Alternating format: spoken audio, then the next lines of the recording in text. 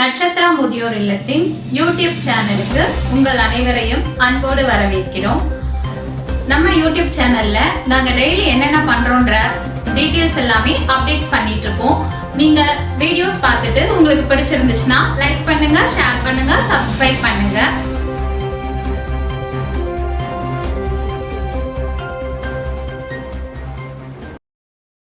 வணக்கம் எல்லாருக்கும். என் பேர் மாரி புஷ்பம்.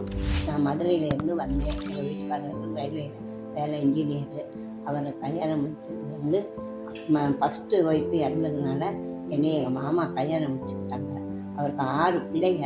அந்த பிள்ளைகள்லாம் இங்கே தான் இருக்காங்கன்ட்டு நாங்கள் இங்கே வந்துட்டோம். நானும் மாமாவும் வந்து இங்கே தான் இறந்தார். அவர் இறந்ததும் நானும் தனிமையில் தான் இருந்து வீடு பார்த்து இருந்து சௌகரியமாக இருந்தேன். இப்போ இருந்துட்டு இருக்கும் போதே பிள்ளைகள்லாம் வந்து பார்ப்பாங்க, நானும் போவேன் வருவேன், எல்லாம் சந்தோஷமாக தான் இருந்துச்சு. இருந்தாலும் கடைசி நேரத்தில் நமக்கு உடல்நிலை சரியில்லைன்னா நம்மளை யார் கவனிப்பாங்க? அந்த பிள்ளைகள்லாம் பார்க்க முடியுமா? இப்போமே பெற்றவங்களை பார்க்க மாட்டேங்கிறாங்கன்னு பேசிக்கிறாங்க.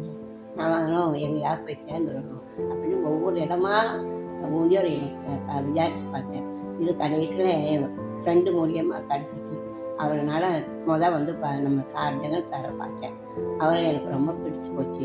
அதனால சரிம்மா இங்கேயே இருங்கம்மா, கடைசி வரைக்கும் இங்கே நான் பார்த்துக்கிறேன் அப்படின்னு சொன்னாங்க. சரி, நான் இங்கேயே இருந்து பார்த்தேன். இங்கே அவளும் நல்லா பார்த்துக்குவாங்க, மேடமும் நல்லா கவனிச்சுக்குவாங்க, இருக்கிற வேலை பார்க்குற பிள்ளைகளும் நல்லா வச்சுக்குவாங்க. எல்லாருமே சாப்பாடும் நல்ல சாப்பாடு தான்.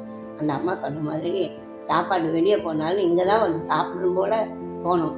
இங்கே தான் வந்து அந்த சாப்பாடே சாப்பிட வேணாம், தண்ணி குடித்தாலும் இங்கே குடித்தாதான் நிம்மதியாக இருக்குது போகுது.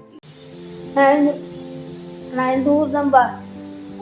எந்த கஷ்டம் கிடையாது. பிள்ளைக்கோ பொண்ணுங்களுக்கோ எந்த இதுவும் கிடையாது, எந்த தடங்களும் கிடையாது. எதுவும் பொண்ணு விட்டு போயிருந்தால் கொஞ்சம் ஊஞ்சிட்டேன். அதனால தான் என் பிள்ளை தண்ணி இங்கே சேர்த்தான். எதுவுமே கிடையாது எனக்கு. எந்த யார் வெளியே தடலும் கிடையாது. எனக்கு நல்லா சந்தோஷமாக வச்சுக்கிறேன். இப்போதான் என் பிள்ளை கூப்பிட்றாங்க, நான் போக மாட்டேன்றேன். இங்கே என்னப்பா குறைச்சி எல்லாம் 3 வேலையை சாப்பிட்றேன், நல்லா இருக்கிறேன், எந்த இதுவும் கிடையாது போயிடுது. அதனால தான் எனக்கு பிடிச்சி போச்சு. நான் அதனால தான் இங்கே வரமாட்டேன்னு சொன்னேன். அதை கோபத்தில் தான் என் பிள்ளை போயிட்டான். எதுவும் இல்லைப்பா, நம்மளுக்கு என்ன இருக்குது?